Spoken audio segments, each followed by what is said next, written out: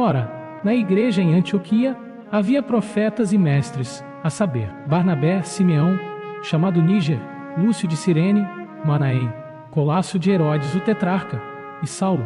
Enquanto eles ministravam perante o Senhor e jejuavam, disse o Espírito Santo: Separai-me a Barnabé e a Saulo para a obra a que os tenho chamado. Então, depois que jejuaram, oraram e lhes impuseram as mãos, os despediram. Estes, pois, enviados pelo Espírito Santo, desceram a Seleucia e dali navegaram para Chipre. Chegados a Salamina, anunciavam a palavra de Deus nas sinagogas dos judeus, e tinham a João como auxiliar.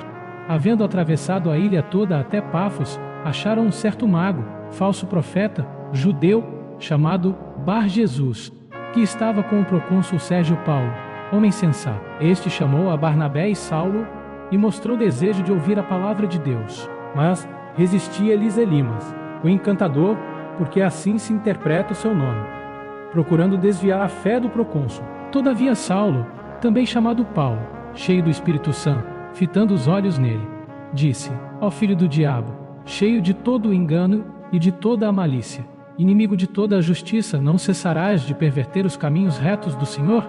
Agora eis a mão do Senhor sobre ti, e ficarás cego, sem ver o sol por algum tempo. Imediatamente caiu sobre ele uma névoa e trevas, e andando à roda, procurava quem o guiasse pela mão. Então o procônsul, vendo o que havia acontecido, creu, maravilhando-se da doutrina do Senhor. Tendo Paulo e seus companheiros navegado de Pafos, chegaram a Perge, na Panfilha. João, porém, apartando-se deles, voltou para Jerusalém. Mas eles, passando de Perge, chegaram a Antioquia da Psídia, e entrando na sinagoga, no dia de sábado, sentaram-se.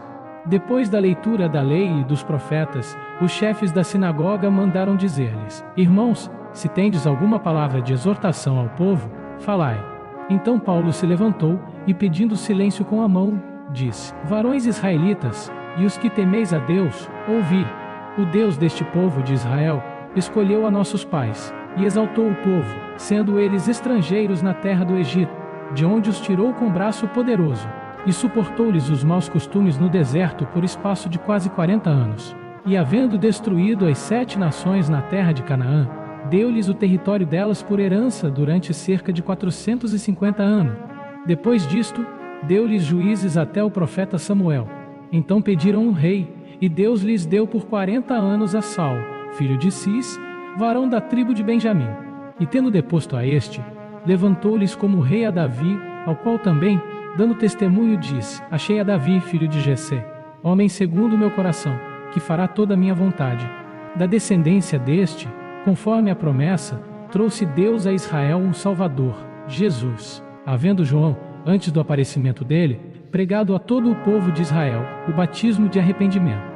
Mas João, quando completava a carreira, dizia: Quem pensais vós que eu sou? Eu não sou o Cristo, mas eis que após mim vem aquele a quem não sou digno de desatar as alparcas dos pés.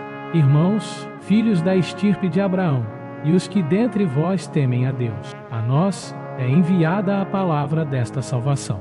Pois, os que habitam em Jerusalém e as suas autoridades, porquanto não conheceram a este Jesus, condenando-o, cumpriram as mesmas palavras dos profetas que se ouvem ler todos os sábados. E se bem que não achassem nele nenhuma causa de morte, pediram a Pilatos que ele fosse morto. Quando haviam cumprido todas as coisas que dele estavam escritas, tirando-o do madeiro, o puseram na sepultura. Mas Deus o ressuscitou dentre os mortos, e ele foi visto durante muitos dias por aqueles que com ele subiram da Galiléia a Jerusalém, os quais agora são suas testemunhas para com o povo. E nós vos anunciamos as boas novas da promessa, feita aos pais, a qual Deus nos tem cumprido a nós, filhos deles, levantando a Jesus, como também está escrito no Salmo 2: Tu és meu filho, hoje te gerei. E no tocante a que o ressuscitou dentre os mortos, para nunca mais tornar à corrupção, falou Deus assim: Dar-vos-ei as santas e fiéis bênçãos de Davi, pelo que ainda em outro salmo diz: Não permitirás que o teu santo veja a corrupção. Porque Davi, na verdade, havendo servido a sua própria geração pela vontade de Deus, dormiu e foi depositado junto a seus pais e experimentou corrupção. Mas aquele a quem Deus ressuscitou nenhuma corrupção experimentou. Seja-vos, pois, notório, varões, que por este se vos anuncia a remissão dos pecados, E de todas as coisas de que não pudestes ser justificados pela lei de Moisés, por ele é justificado todo o que crê. Cuidai, pois, que não venha sobre vós o que está dito nos profetas. Vede, ó desprezadores, admirai-vos e desaparecei, porque realizo uma obra em vossos dias, obra em que de modo algum crereis, se alguém vô-la contar. Quando iam saindo, rogavam que estas palavras lhes fossem repetidas no sábado seguinte. E despedida a sinagoga, muitos judeus e prosélitos devotos seguiram a Paulo e Barnabé, os quais, falando-lhes, os exortavam a perseverarem na graça de Deus. No sábado seguinte, reuniu-se quase toda a cidade para ouvir a palavra de Deus. Mas os judeus, vendo as multidões, encheram-se de inveja e, blasfemando, contradiziam o que Paulo falava. Então Paulo e Barnabé, falando ousadamente, disseram: Era mister que a vós se pregasse em primeiro lugar a palavra de Deus, mas, visto que a rejeitais e não vos julgais dignos da vida eterna, eis que nos viramos para os gentios.